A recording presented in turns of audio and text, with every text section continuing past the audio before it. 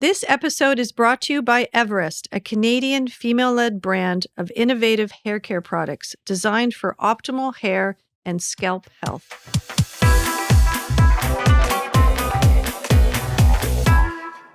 Welcome to Skin to It, your guide to healthy skin. I'm Marlo Sutton, fashion stylist and beauty enthusiast. And I'm Dr. Sandy Skotnicki, board-certified dermatologist. Welcome to today's episode. We are really excited to talk about scalps today. So this is going to be one of those 101 topics where we hope that you get a deep dive and you come away in a short period of time with some good information. You know, what do we know about scalps? How does the scalp impact our hair growth, scalp conditions and the treatments? And then we're going to really talk about serums, because this is like the newest sort of trend. I mean, we didn't see them 5 years ago. So is it a trend? Do they actually work? What do we got to look for? I'm going to try to break down ingredients to look out for. Yeah. So I love it when Sandy just gives us the tea. The tea. So she laughs at me because I'm often on TikTok. I think I mentioned this too much. And I definitely, as we were deciding to do this topic on scalp, I mean, hair is everything. Everywhere. Yeah. It's everything. It's everywhere. And so I went through TikTok and did a little research, my own type of research, and came up with some questions that I want to ask Sandy just to get her off the cuff. Skin, no skin, yay, nay. Right.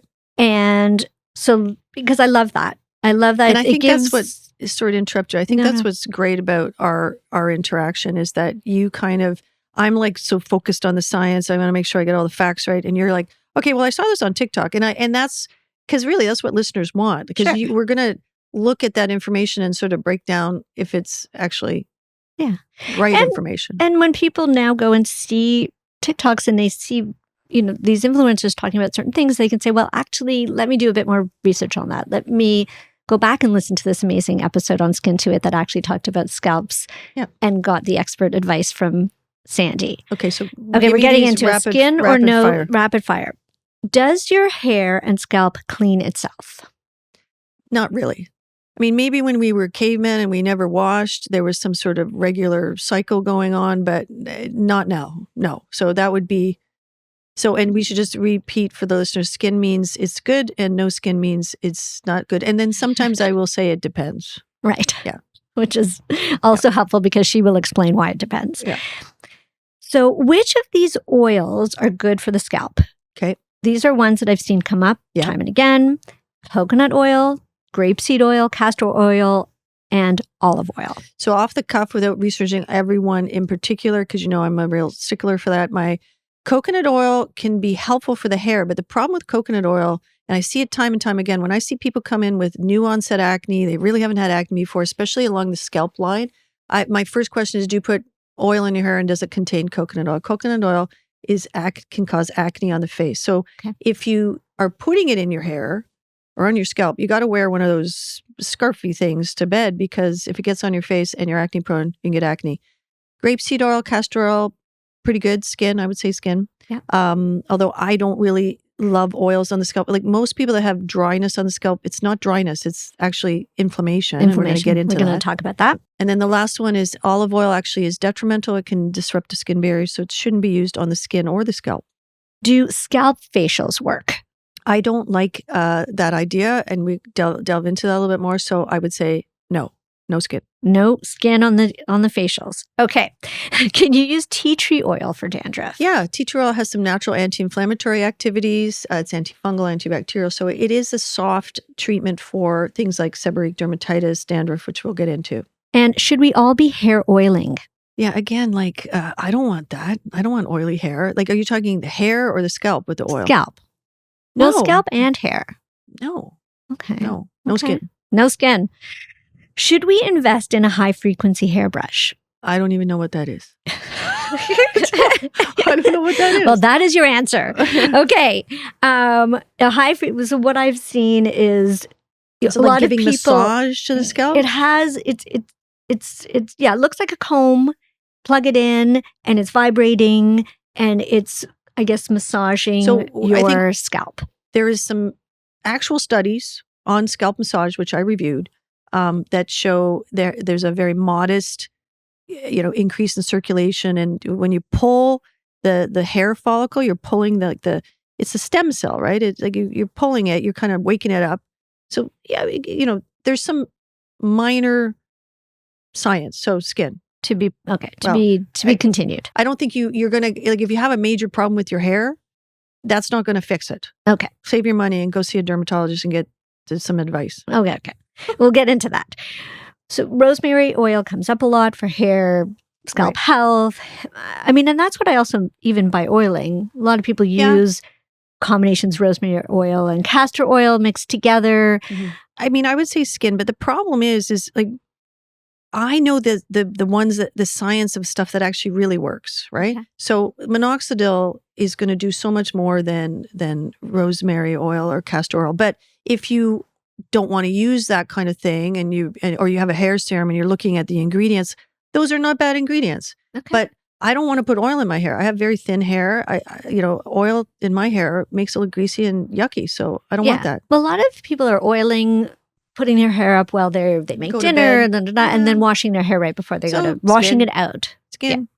Yeah. Should we get a shower head filter? Yeah, so it changes. They often change the pH of the water. So when you acidify the water, it's less damaging to the skin barrier. Your scalp has a skin barrier well, so skin. And what do you think of giving your hair a cold rinse at the end? I mean, again, that comes back to the skin barrier. You damage the skin with hot water and, sort of. So if you kind of seal it, it's not a bad idea. I don't want to do that, but yeah, skin. Skin. Is it bad to go to bed with wet hair? And if it is, why? Yeah, you can sort of, there's more trauma, like pulling, and then it's like warm and, moist, and you might grow things more, like the normal organisms on the scalp it's like a little buffet for them. Oh, God. That's it. Okay. So that would be a no skin. Yeah, no skin. What do you think of double cleansing your scalp? Yeah, I don't like that. Okay. Yeah. And we can talk about that a little bit. Okay. So that was my list. That was your rapid fire. That was my rapid fire. Okay, I hope that, you could stop the podcast there, but I hope you continue and listen. So we're going to get into a bit of the science now. Okay. Yeah. Okay. So we're going to get into it. Please explain to us really what is the scalp. So the scalp is an extension of, the facial skin. It goes out, it protects our skull. It actually controls body temperature. But the unique thing about the scalp is it has so many hair follicles. So it has so much oil, because every hair follicle has a sebaceous gland, which is where you produce sebum, which is the oil. And so when you have so many of them, you've got this very rich bacterial and fungal sort of growth on the scalp, and you have a very unique microbiome. And so it's a very unique thing. And one of the ways, and I think you actually were talking about this, I like to think of the scalp like the soil for the hair. So it's really the thing that's going to make your hair more healthy. So that's kind of a definition. And it has, it needs good circulation. It needs, good nutrients, iron, thyroid can affect all these things, which we're going to touch on. Okay. Good blood supply. Yeah, all that. Okay. So how does scalp inflammation lead to hair thinning, shedding, or loss? And can you, I know we've talked about this in another episode on hair, but let's really relate it back to the scalp. So hair thinning. So we talked about scalp inflammation and how it leads to hair thinning, shedding, or loss, hair loss. Yeah. I know when I was preparing for this question, and sort of thinking about it, I thought we'd even digress further and talk about what is inflammation. Because we hear it so much. And really, we live in this age of inflammation. I mean, 100 years ago, we weren't this inflamed. We are so inflamed. We are very inflamed. And I don't know if you read, I know we've chatted about Peter Attia's book, we are living in an age of inflammation. So asthma is inflammation of the lungs. Inflammatory bowel disease is inflammation of the gut. Yes, right. Arthritis is inflammation of the joints. And we actually think dementia and even cardiovascular disease now is partly from inflammation, chronic inflammation. So inflammation is our body's defense system. It's like you get a cut and you get bacteria and your inflammation system goes on attack mode. It's going to go there. It's going to defend you. The problem is when you have chronic inflammation, it's attacking, we don't know what it's attacking. There's something, and I think that sort of segues back to the microbiome and how we've maybe disrupted it, right? That's a bigger conversation, and we touch it on in another episode. But so you have this chronic inflammatory response, which actually can become disruptive and destructive. So it destroys joints. It hurts your bowel. It hurts your lungs. It causes acne.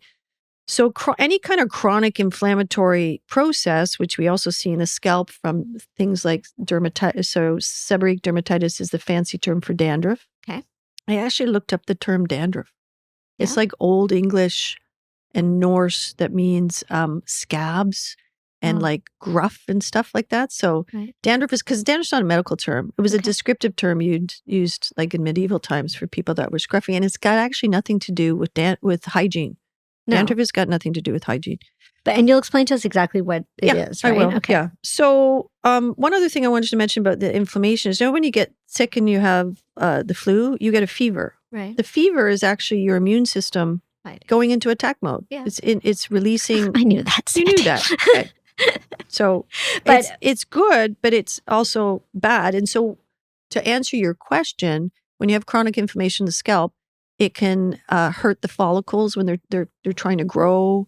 It can make them shed. It can give you less healthy hair, that kind of stuff. Okay.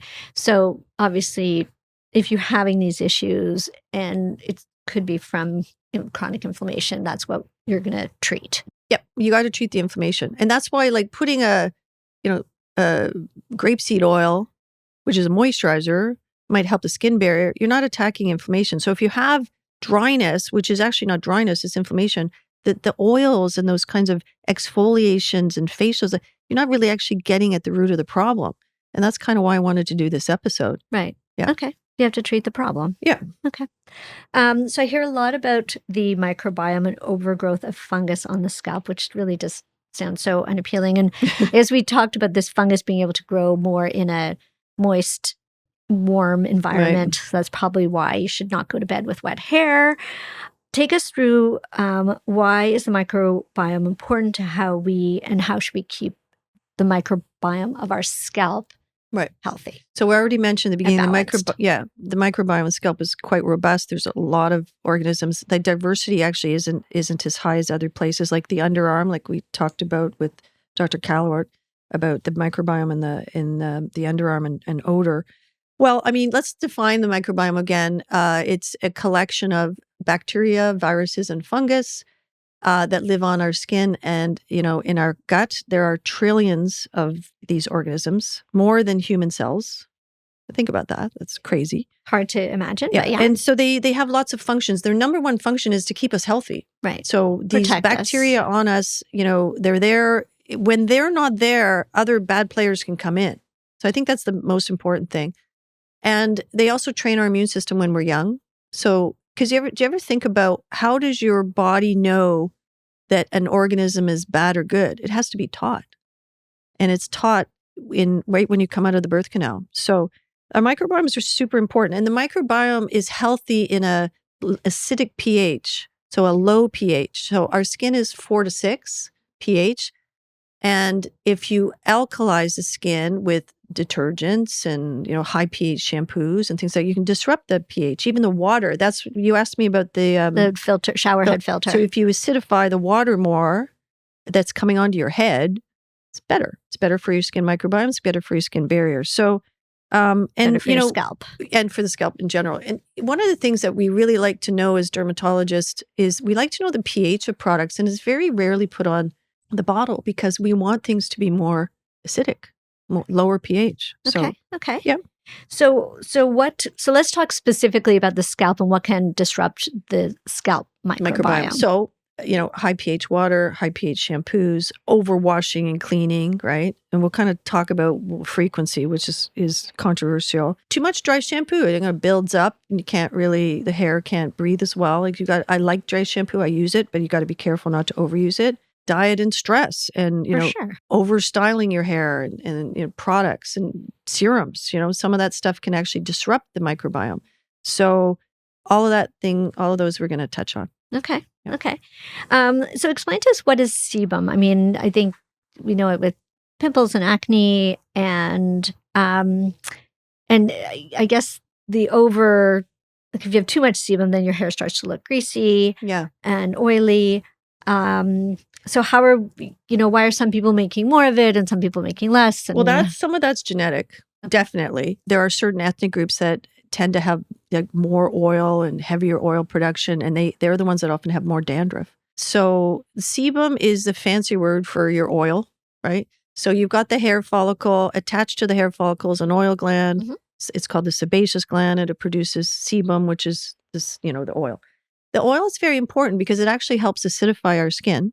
Okay. So it's really important for the microbiome to function properly. You need sebum, you need the oil. And, but this is like, I interviewed in my book people that hadn't washed their hair in like 10 years and they're not oily. So I think it's this double-edged sword, right? Like if you don't wash your hair for a long period of time, it probably will normalize slightly. Okay. But when you wash, you remove the oils, you remove this natural skin barrier, you disrupt the microbiome a little bit, but you have nice, squeaky, clean hair and it looks really great. And so and then it builds up again. So you kind of get into this cycle, right? And I mean, I'm not a proponent of the no shampoo movement because I don't think I could go 6 or 8 months with not shampooing and try to let my scalp come back to some sort of whatever equilibrium. I don't know if it can anymore because we've just been too many years of cleaning and shampooing. And I like to have nice, clean hair. So the sebum is important, but in many ways, in this modernized society, it's a problem. It gives us oily hair and it can exacerbate dandruff. Right. Yeah. But I guess if you notice your hair is oily, you will want to wash it probably more frequently. Yeah. Yeah. I mean, we can get into that sort of let's just talk about it. What's the ideal? Because, people always ask that, how many times a week should I wash my hair? It's very individual. Right. It's the same with washing your body. What I try to get across is that if you're not dirty, if your hair's not greasy, if you haven't, you don't need to suds it up. That's the thing. But if you have thin hair that gets oily, or you exercise every day, or you live somewhere hot and you're working and your hair gets greasy, then you need to wash it. Right. But it's often, I hate to point out the guys, but guys will come in with a short haircut and I'm like, and they have itchy scalps or whatever. And I'm like, how often? Well, I wash every day. Why? You don't need to. You don't have, it's not dirty. It's not whatever. So there is no normal, but if listeners want something 2 to 3 times a week.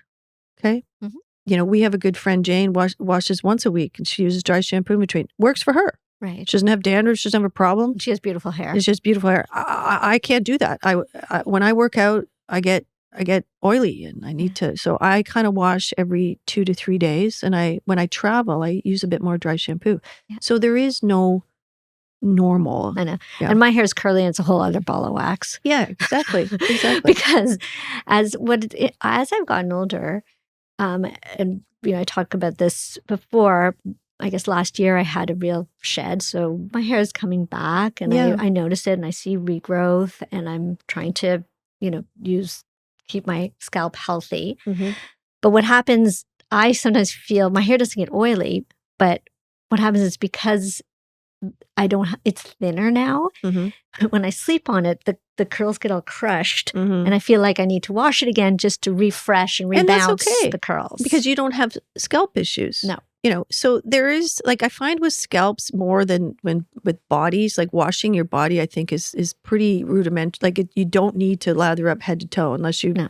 Oh, I haven't for years, in Sandy. construction or whatever, When did you write your book? What year? 2018. 18. Yeah, no, I haven't fully scrubbed my body down since then. Yeah, good. But I mean, hair and my skin's super healthy. Yeah, scalp is different. So I think we were going to get into some myth busters, right? Yeah. Well, we went through the yays or nays. And I guess, is there any ones that you want to get into like a little bit more, and why you said maybe it's the scalp facials, why you don't necessarily want to recommend that? Well, we just said, I mean, like when you have dry, scaly scalp, it's not because it's dry skin. So like scrubbing it off and moisturizing it will give you like relief for a day. Mm-hmm. I mean, that's the same with a facial. Like you get a facial, you look great for the day and it's relaxing, it's fun. And then the next day you're pretty much back to normal. Back to yourself. Because a lot of those things are self-care, and there's absolutely nothing wrong with self-care, because I get a lot of pushback. I like going for, sometimes when I travel, I'll have a facial. but I won't tell them I'm a dermatologist. Yeah. I say I don't want anything with perfume if possible. I don't want anything like don't squeeze or scrub because it's relaxing. Sure. It's self-care. Yeah. So if you want to go get a scalp facial for that reason, go for it. But I don't sounds think, so lovely. Yeah, it's lovely. It's self-care. And if you have dandruff, it's going to help you for 24 hours, 48 hours, maybe a little longer if there's some castor oil or something. But it's not going to fix the problem long-term is what I'm trying to say. The other one I wanted to get back to from your TikToks was scalp massage. Yeah. So I think I kind of answered it. There is some decent science, but if you have a significant problem with hair loss, scalp massage is not going to grow your hair back. Right. And if you have a problem with dandruff or psoriasis, it's going to aggravate it because the skin's inflamed. Okay. So don't do that. Don't do that. But if you don't, and that's also, that goes back to a routine and self-care. And what I liked about a lot of the TikToks that I did see is that these people were using it as part of their routine. Maybe if they're washing their hair a couple of times a week, they were doing these, maybe oils for their scalp and for the lengths of their hair and massaging it, putting it up, going about their rest of their evening routine and then washing those oils out. Right. And it was, it became part of their routine and their hair seemed to be benefiting from it. And I mean, there's nothing wrong with doing those self-care things, and it can improve your hair to a certain extent and your scalp to a certain extent if you did it regularly. But I mean, I guess I'm like, again, I look at it at a lens from a dermatologist. Somebody has like significant scalp issues, like, they've got pain, they've got itching, they've got rashes. That stuff's not going to work. Of course not. Yeah. So if that's happening, you should see your family doctor, a dermatologist. Yeah. The other one that I wanted to sort of touch on was this sort of sulfate shampoos are bad for you. Okay. So, and I love this saying, and I actually looked it up. It's from a 1538 from Paracelsus. Paracelsus was an alchemist. The dose makes the poison. Okay. So we talk a lot about this also with, I wanted to sort of get to that with fragrance, but percentages of what you put into a personal skincare product make all the difference. Okay. So if you use a very small amount of sodium lauryl sulfate, which is a sulfate, it's not that bad. And some of the companies that make the most products for sensitive skin and eczema skin, they do use sulfates. So it's not all that bad. Yeah. So can you just quickly explain what is sodium lauryl sulfate and why they put it in shampoos to begin with? So, traditional soap, and you really want to get into it, you can read my book, but traditional soap is made from lye. I'm talking about the listener, lye and some sort of fat. Okay. So it's a chemical reaction, saponification. You make soap. Okay. It's incredibly damaging to the skin because it's so high pH from the lye, right? Okay. And our skin pH is 4 to 6. Traditional soaps are high, like 9, 10. So sodium lauryl sulfate can have a high pH, but they correct it.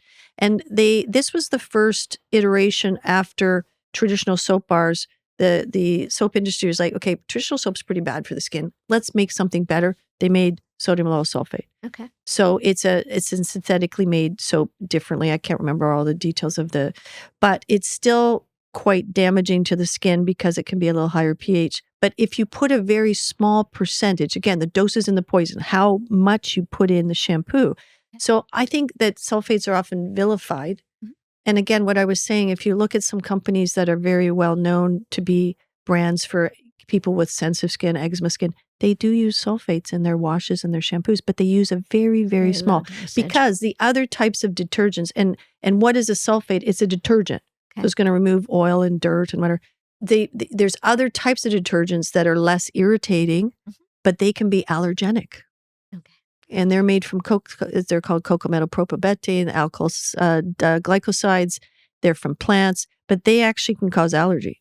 Wow. So anyway, I just wanted to get that thing about sulfates. I don't. Yeah, they shouldn't be as vilified if they're used in small percentages. Okay, so if we're going to buy some shampoo and we see sodium lauryl sulfate.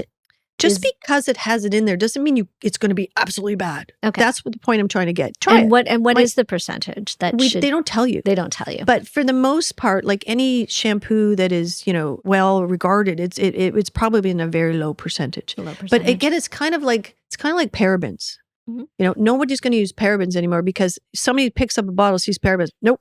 Somebody picks up a shampoo bottle, sees sulfates. No. So Right. I kind of wanted to just get that point out there that they're not as bad as they've been made to, because it depends on the percentage.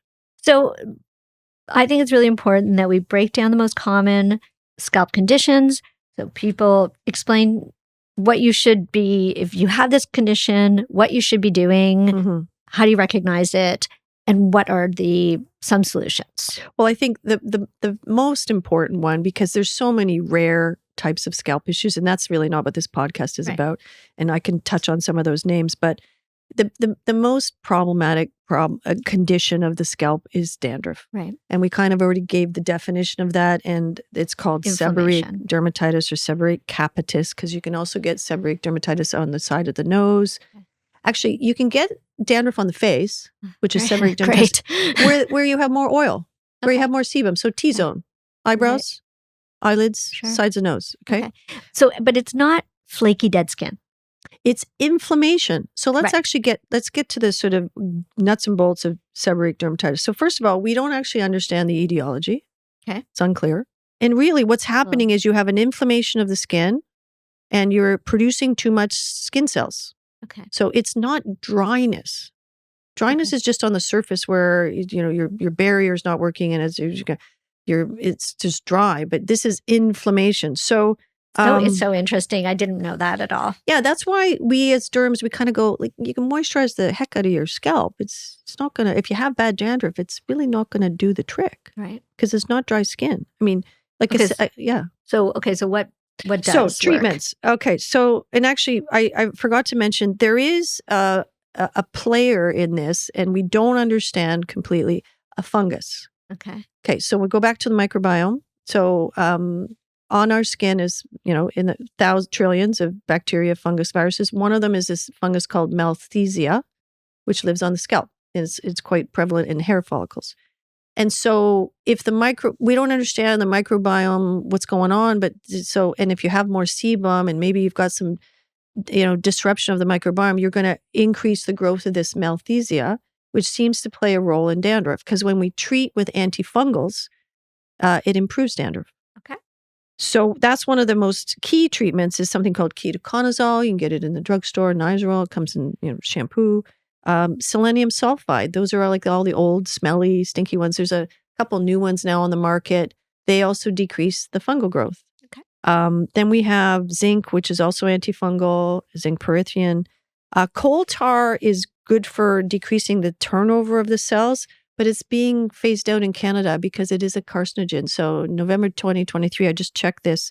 You're not going to be able to get it. And if you do get it, it's going to be in a really low concentration, which is probably not going to be helpful.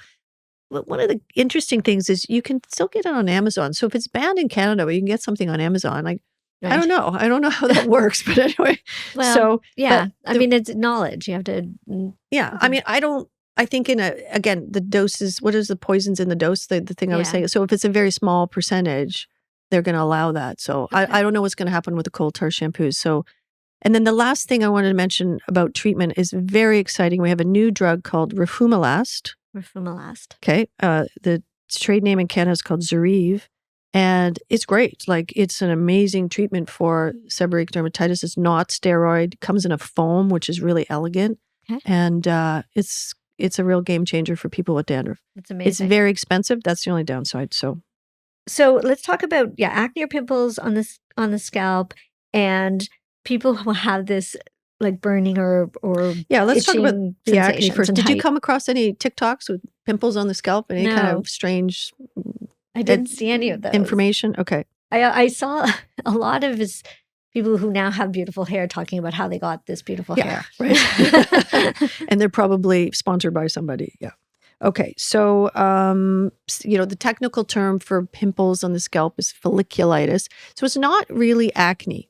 Okay. And it's semantics here, but it's important as a dermatologist. So acne is a really different disease that occurs in the face, chest, and back, has a different pathophysiology. Body pimples, or pimples that you get on your bum, right, or scalp, they are a hair follicle that has normal occurring bacteria, the microbiome, which has gone a little AWOL and it's gone down the follicle. and you get a pimple or a boil. Okay. So the traditional treatments for that are like what we've done in medicine for the last 60 years is kill everything with antibiotics.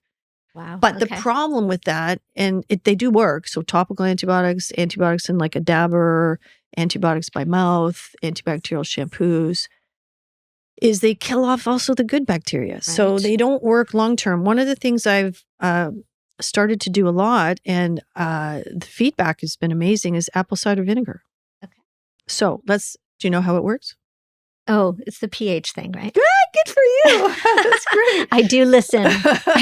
Okay, so when you lower the pH with apple cider vinegar, you normalize the microbiome, you decrease the organisms that are going AWOL, and you decrease folliculitis. It works like a charm for cyclists and people that do a lot of those classes. Wear helmets and wear... Well, there's that too, but bum. They get a lot of pimples on their bum pimples. It's a common thing that comes into the dermatologist. And I'd get them to get a spray bottle, half water, half apple cider vinegar, and get the Bromer's one, the more organic-y one, although that's, I don't want to get into that can of worms. But and you spray it on and leave it on the skin. It really decreases folliculitis. Just rinse it off. So for scalps, you can do what's called a rinse. Mm-hmm. So you can shampoo your hair and condition. You can do an apple cider vinegar rinse with halved again with water, and you rinse it through and sort of focus more on the scalp, right? And then rinse it off, and it really helps. That's or you can treat things with antibiotics too, right? Like I'm guessing if it's really bad. Yeah, sometimes we have to do that. But then I get them on this sort of regime, and I make sure that they're not using heavily scented shampoos or they're not doing all these kinds of oils, because sometimes oils and things, like if you're using coconut oil, it can give you some acne, right, on the scalp, or not acne, pimples. Okay. And I think the other one was the crawling sensation. Yeah. Yeah. This is, a big problem in dermatology. I see it so much more than I used to. So the technical term for that is scalp dysesthesia. Mm-hmm. So dys in Latin means abnormal. Esthesia means sensation. Okay. So you're having an abnormal sensation. So some people come in, they have burning feet, burning scalps, and there's nothing to see on the skin. Wow. So it technically isn't a skin issue. It's a neurological, neurogenic pain, neuropathy, whatever adjective. Right. So the skin, this is totally my take, not scientific backed. I think we do so much to our skin on our scalps. Like we shampoo it all the time. Like these guys are shampooing every day, twice a day sometimes, lathering up. And a lot of times it's in men. Mm-hmm. And I think that the nervous system in the skin just is like gets old and overloaded and petered out. Because it happens as you get older.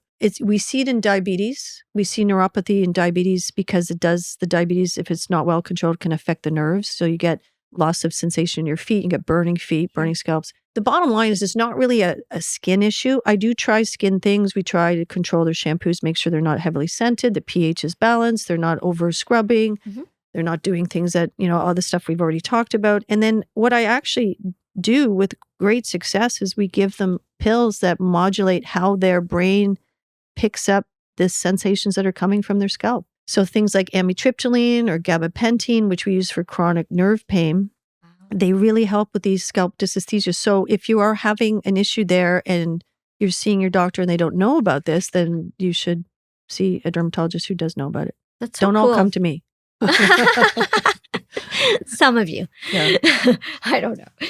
Should we get into scalp serums? Yeah. Because I love it. It is, like we said at the very beginning, it's really interesting how as soon as all of a sudden we're hearing it everywhere. Yeah. And is it just a way to sell us more things? Yeah. Do we really need these? What's going on? There is such a focus on hair, right? Right. It's the new diamond in hair care. Well, I wanted to start off with something I did talk about in my book in chapter 4. It's all about why do we have this massive $1 billion beauty industry? Because it's not a branch of medicine. It's an industry. It's, it's commodity. So there's something called horizontal segmentation of the market. Did you ever listen to or read Malcolm Gladwell's TED Talk about spaghetti sauce? I did. Yeah. Absolutely.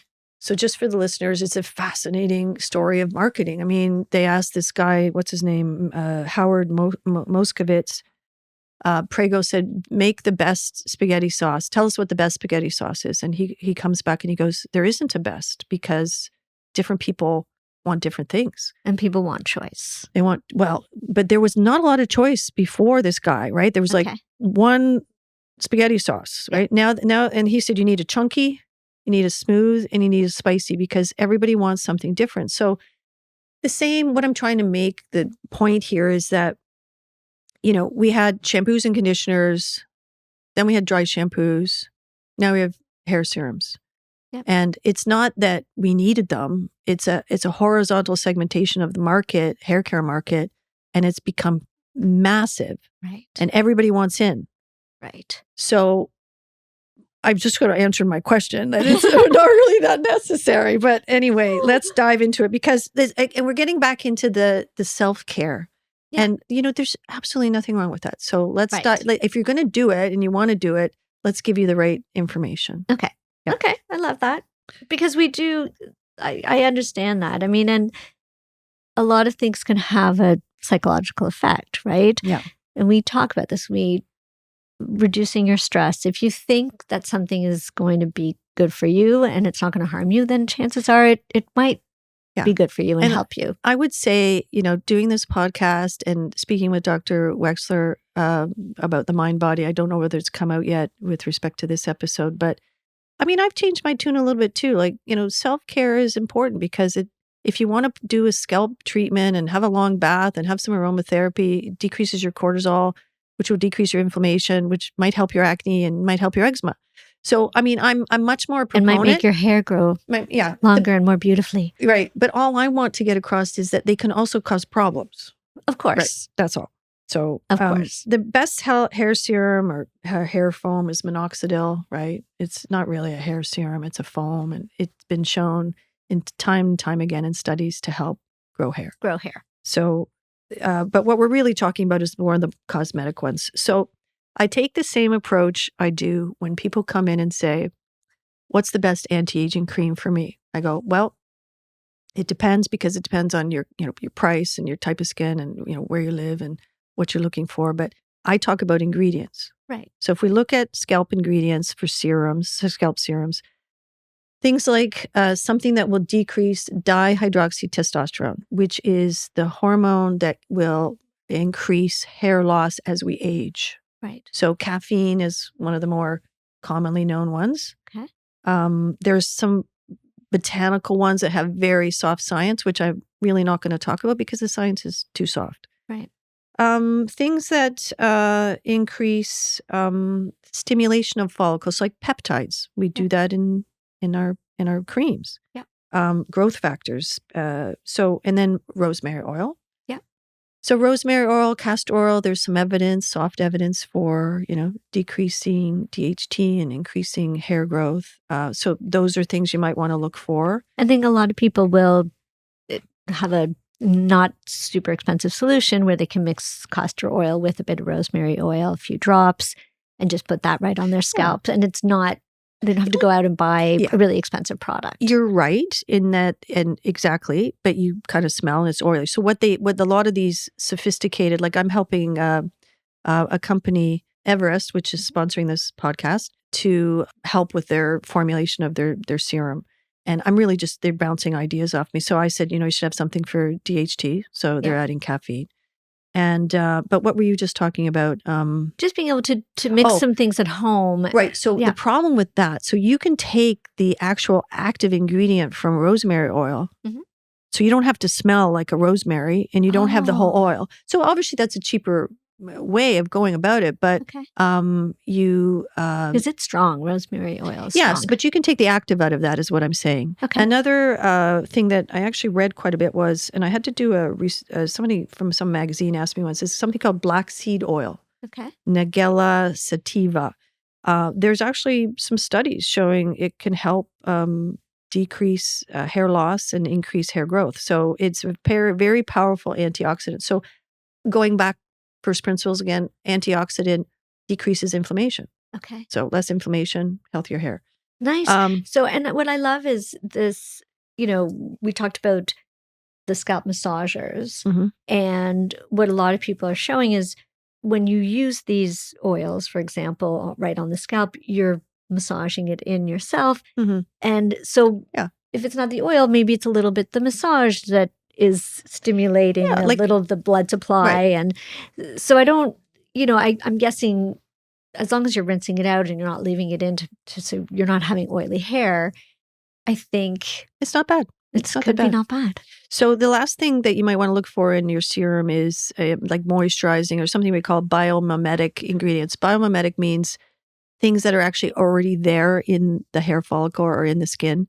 So aloe, hyaluronic acid, panthenol, allotonin, those kinds of things. They decrease inflammation and they're moisturizing. So just to review, peptides, caffeine, rosemary oil, maybe the extract, not the whole thing. I don't want menthol, irritating, nothing that's exfoliating, hyaluronic acid, maybe some botanical extracts that have soft science like the red clover and this black seed oil. Okay. Yeah. I love that. I like just giving people really practical advice and things they can actually go out and change and do really easily and quickly to improve their scalp health. And I think the research in this area is exploding because it's big bucks. Like hair loss, there was a great article. She's a wonderful science writer for, I think it's the New York Post, or I'm not sure, or maybe it's the Atlantic. The title of the article was "The Year America's Hair Fell Out." Sure. So during COVID, because of the stress of COVID, and if for listeners who want a really in-depth view of it, listen to the hair episode in season 1. Yeah. You shed hair during stress. So, so the hair industry, like if you look at the beauty industry, sometimes it's driven by what preceded it. So the year America lost its hair, okay, let's make a bunch of hair serums that's going to grow hair back. Yeah. Well, I have firsthand knowledge of this. Firsthand knowledge. So, we have to always remember where some of these things are coming from. So, well, I think I want to ask you a question. Okay. Last question. Do you use dry shampoo? Yeah. I actually I don't use it very often at all. Mm-hmm. And I tend to use it actually when my hair is clean. Yeah. Because I use it more to give a little bit of volume to my root.